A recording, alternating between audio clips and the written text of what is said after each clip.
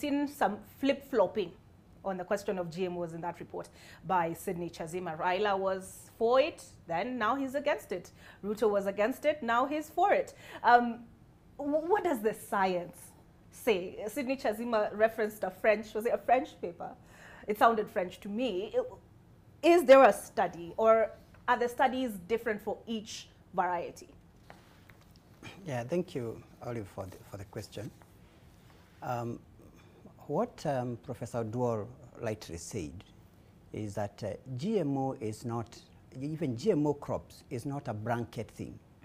Because what has been done for soybean is not what has been done for maize or what has been done for rice. It is very, very specific for what you want to achieve in a particular crop. So you don't blanket everything and talk about GMOs as safety of GMOs in a general way. You talk specifically about the crop of interest.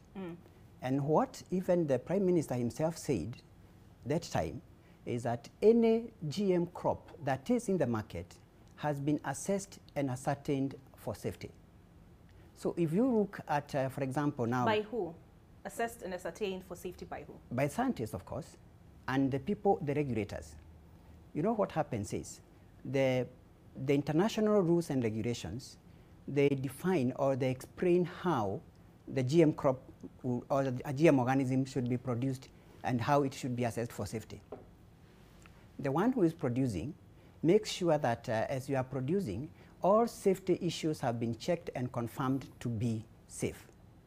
But there is a regulator who comes and confirms what the scientist has done. So the regulator, the scientist does all the work with the help of the regulators as they observe all the way from the laboratory to the field up to the market to confirming that whatever is produced is safe. But as the scientist is moving, the regulator is also confirming that what was supposed to be done has been done. So if, for example, we take Kenya, as we produce GMOs, because we have done, we first of all come up with the idea. We say that we have a problem here in this crop. It could be diseases, it could be drought, it could be pests, which we don't have an effective way of being able to manage that problem. And you say that we have a number of technologies, and one of the technologies that we can use, which may give us advantage, is, for example, the genetic engineering technology, which resorts to a genetically modified organism. So the first thing that we do is that, according to the Kenyan law, the institutions are the ones which are doing research. You go to what we call the Institutional Biosafety Committee as a scientist or as a group of scientists, explain to them what you want to do, how you want to modify that organism. And this is what happens all over the world. Then the Institutional Biosafety Committee looks at it and confirms that what you want to do is ethical and is safe and it's sound as a science.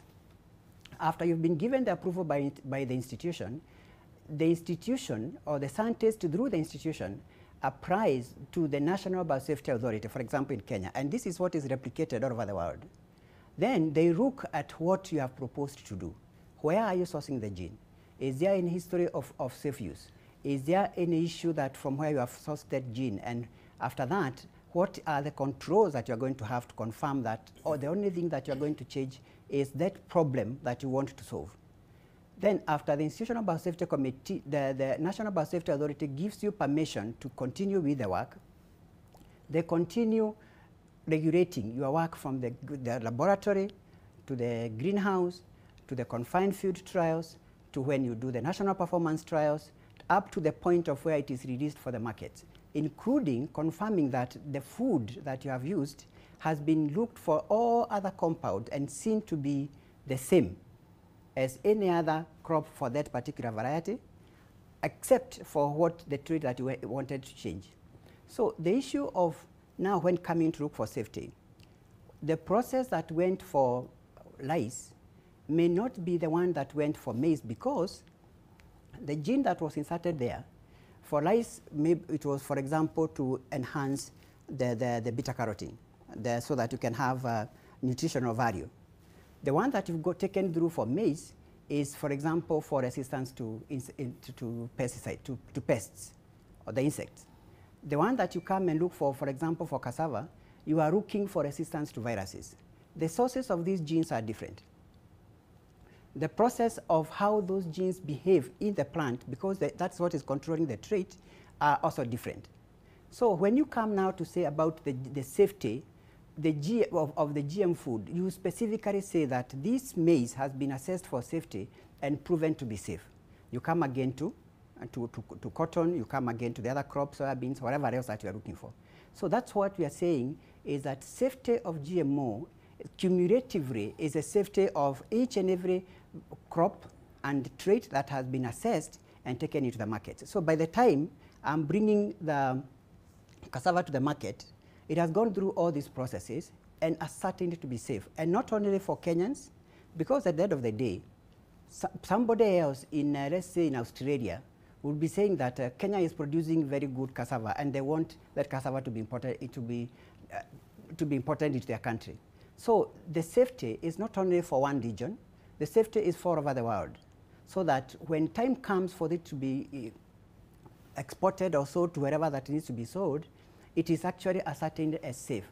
So when you talk about safety, and that's exactly the statement that the former Prime Minister mentioned, and it was explained in the video by Professor Oduor, that when you are looking at safety, you come and ask yourself, so it's not about necessarily the whole of GMOs. What are we bringing? What do we want to deal with? Is this crop safe? Is this, and what has been done? And even before it is brought, the National Biosafety Authority in Kenya must first of all say where this food is coming from this country, has been assessed, and have been found to be safe. And let me also correct here that the ban that was instituted in 2012 was not about GMOs. It was, the ban was explicit, it was about GM food imports. Mm-hmm.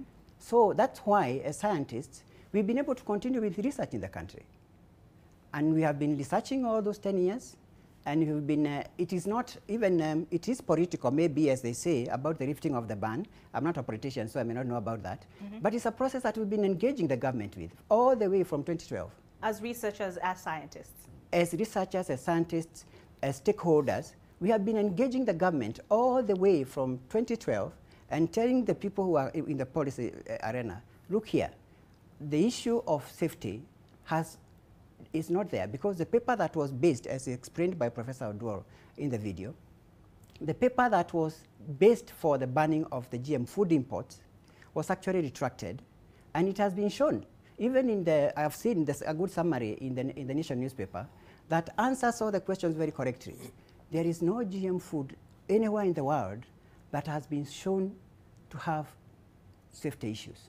There could be concerns, because any other technology and science, you know, a concern is, if I look at the way you are dressed and I say I'm concerned, that's a concern. But certainty is another thing, right, because it has never been ascertained that this GM food is actually causing those diseases that you're talking about. And that's the assurance that we have, that we have gone through the processes as a scientist, and we have ascertained safety, not only in what we are doing, but also in what others have done.